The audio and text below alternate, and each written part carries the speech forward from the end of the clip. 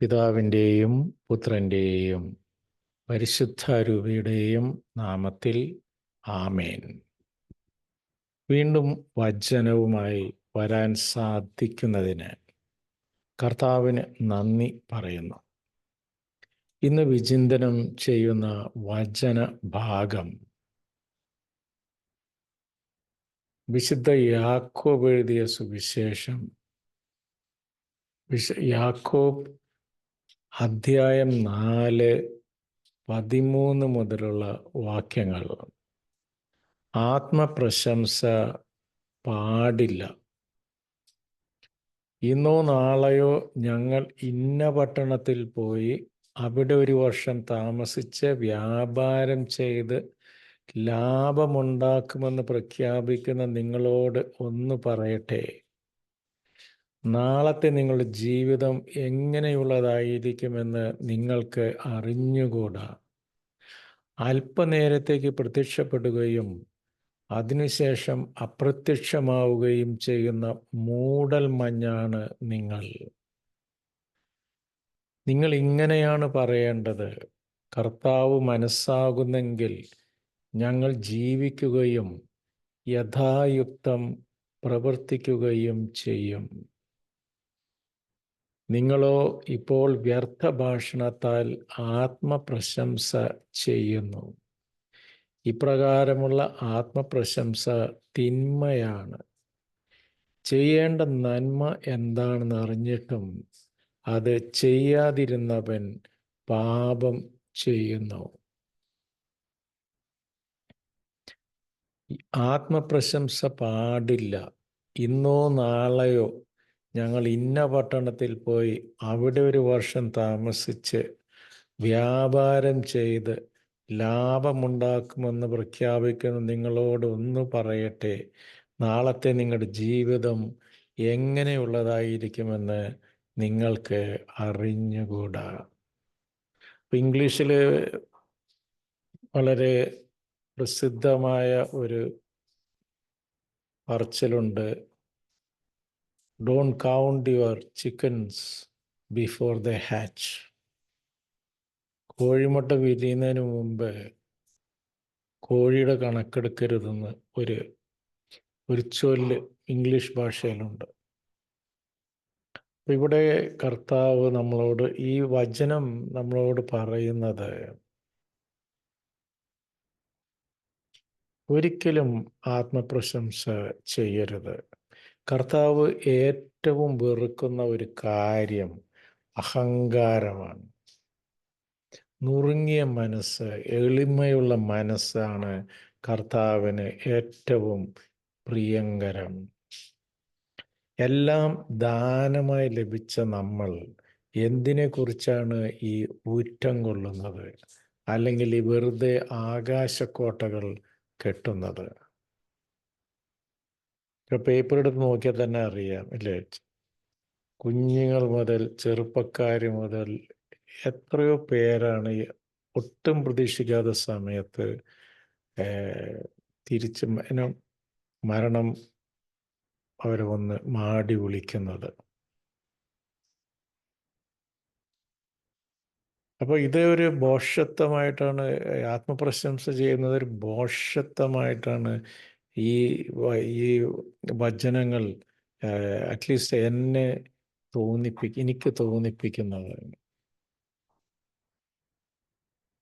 ഇപ്പോഴത്തെ കാലഘട്ടത്തിൽ എവിടെ നോക്കിയാലും ആത്മപ്രശംസയാണ്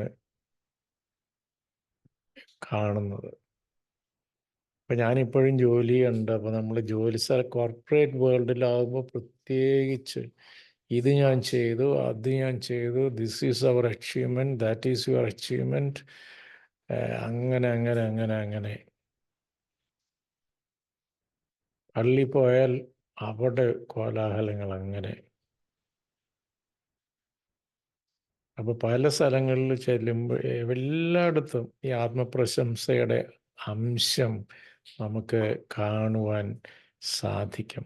കർത്താവ് പറയുന്നു, ഒരിക്കലും ആത്മപ്രശംസ ചെയ്യരുത്, വൻപ് പറയരുത്, അഹംഭവിക്കരുത്. എല്ലാത്തിനും നന്ദി പറഞ്ഞ് എളിമയോടെ ജീവിക്കുവാൻ പഠിക്കുക.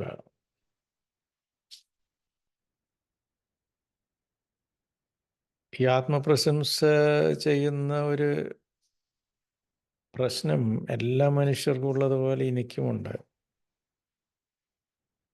പക്ഷേ ജീവിതത്തിൽ ചില പാഠങ്ങൾ ഞാൻ പഠിച്ചു. അപ്പം അതിൻ്റെ ഒരു അനുഭവം, ഒരിക്കൽ ഇങ്ങനെ പൈസ ഇങ്ങനെ ഇഷ്ടം പോലെ വരുന്ന സമയം, നിലത്ത് നിൽക്കാൻ സമയമില്ല, ഓടി നടക്കുക, ധനസമ്പാദനത്തിനായി ഓടി നടക്കുകയാണ്. അത് സാധിക്കുകയും ചെയ്യുന്നു. അപ്പോൾ അങ്ങനെ അന്ന് വികാരി അച്ഛൻ പള്ളിയിൽ എന്തോ ഒരു അനൗൺസ്മെൻ്റ് ചെയ്തു, ആർക്കോ അത്യാവശ്യമായിട്ട് സഹായം വേണം.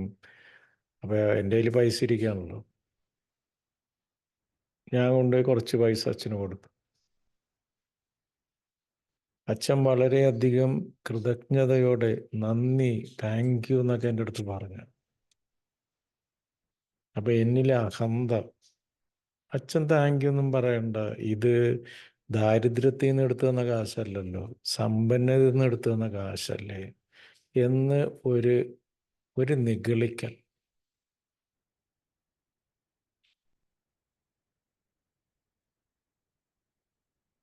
അപ്പം തുടങ്ങി കർത്താവ് നമ്മളെ പഠിപ്പിക്കൽ. ആ ചെടിയെ വെട്ടി നുറുക്കും നമ്മൾ കേട്ടിട്ടില്ലേ? എല്ലാ കണക്കൂട്ടലുകളും തെറ്റി, പൈസയ്ക്ക് വലിച്ചിലായി.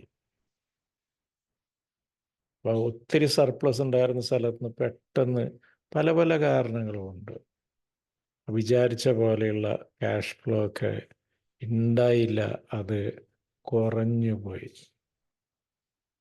അതങ്ങനെ വർഷങ്ങളോളം നീണ്ടു നിന്നു. ഒന്ന് നിഗളിച്ചതാണ്, അതും ഒരു പുരോഹിതന്റെ മുമ്പിൽ ഒന്ന് നിഗളിച്ചതാണ്. ആ പാവം ആത്മാർത്ഥമായിട്ട് താങ്ക് യു പറയുമ്പോൾ ഒരു മറുതലിക്കൽ.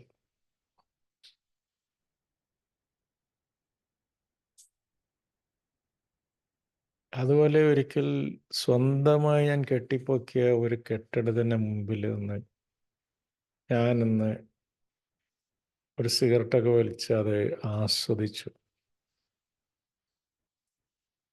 എൻ്റെ ഒരു 5-8 കൊല്ലത്തെ അധ്വാനം ഞാൻ സേവ് ചെയ്ത് വെച്ച പൈസ. അപ്പം ഇത് നമ്മളിത് അച്ചീവ് ചെയ്ത് കഴിഞ്ഞു. അപ്പോൾ 80% കംപ്ലീഷനിലാണ്. അച്ചീവ് ചെയ്ത് കഴിഞ്ഞു. ഇനി ഇത് ആര് എന്നിൽ നിന്ന് ഇത് എടുക്കാൻ സാധിക്കും എന്ന ഒരു ചിന്ത, ഒരു അഹന്ത. അന്ന് ആ പ്രോജക്റ്റ് അവിടെ സ്ട്രക്കായി നിൽക്കുന്ന, ഇപ്പോഴും അതവിടെ നിൽപ്പുണ്ട്. ഒരു 10 വർഷത്തിൽ കൂടുതലായി.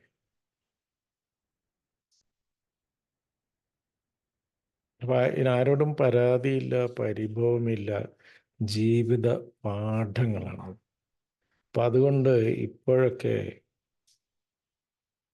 ബ്രേക്ക്ഫാസ്റ്റ് കിട്ടിയാൽ കുരിശ് വരച്ചിട്ടാണ് അത് കഴിയുക. കർത്താവേ നന്ദി. കാലത്ത് എണീക്കുമ്പോൾ തന്നെ കർത്താവേ ഈ ദിവസം തന്നതിന് നന്ദി. ഉച്ചയ്ക്ക് ഊണ് കഴിക്കുമ്പോൾ കുരിശ് വരച്ചിട്ട് കർത്താവേ നന്ദി. ദിവസത്തിൻ്റെ അവസാനം ഒരു ആത്മശോധന ചെയ്ത് കർത്താവേ ഇന്നത്തെ ദിവസം പാപത്തിൽ നിന്നും വലിയ പാപങ്ങളിലൊന്നും വീഴ്ത്താതിരുന്നതിന് കർത്താവേ നന്ദി. വചനം പ്രഘോഷിക്കാൻ സാധിക്കുന്നതിന് നന്ദി. എല്ലാത്തിനും നന്ദി. അപ്പം നമുക്കെല്ലാവർക്കും ഒരിക്കലും അഹങ്കരിക്കാതെ, കാരണം അഹങ്കരിക്കാൻ ഒന്നുമില്ല. നമ്മൾ എത്ര കോടിക്കണക്കിന് സ്വത്തൊക്കെ അട്ടിക്കൂട്ടി വെച്ചാലും അത് വേറെ ആളുകൾ കൊണ്ട് അനുഭവിക്കും. ആരും ഇവിടെ അനശ്വരനായി ഇവിടെ ഒരു മനുഷ്യനും ഇവിടെ ഈ ഭൂമിയിൽ ജീവിക്കാൻ പോകുന്നില്ല. അതുകൊണ്ടൊക്കെ തന്നെയാണ് കർത്താവ് പറഞ്ഞിരിക്കുന്നത്, ഇവിടെ സമ്പത്ത് കൂട്ടി വെക്കുന്നവൻ അത് മൂഢനാണ്. അത് കള്ളൻ വന്ന് കവരും, ചെതലരിക്കും, അവസാനം നീയും പുഴുവായി നീയും പോകും. അപ്പം എല്ലാത്തിനും നന്ദി പറഞ്ഞ് സന്തോഷത്തോടെ എളിമയോടെ അന്നന്നത്തിൻ്റെ അധ്വാനം അന്നത്തേക്ക് മതി എന്ന് നമ്മളത് മനസ്സിലാക്കിക്കൊണ്ട് കൃതജ്ഞതയുള്ള ഒരു ഹൃദയത്തോടെ ജീവിതം സന്തോഷമായി ജീവിക്കുവാനും പാപത്തിൽ നിന്നൊക്കെ അകന്ന് കർത്താവിന് നന്ദി പറഞ്ഞ് പൂർണ്ണ ഹൃദയത്തോടെ ജീവിക്കുവാനുമുള്ള കൃപയ്ക്കായി നമുക്ക് സർവേശ്വരനോട് പ്രാർത്ഥിക്കാം. ദൈവം നമ്മളെ എല്ലാവരെയും സമൃദ്ധമായി അനുഗ്രഹിക്കട്ടെ. നിങ്ങളും എനിക്ക് വേണ്ടി പ്രത്യേകം പ്രാർത്ഥിക്കുമല്ലോ. ആമേൻ. God bless.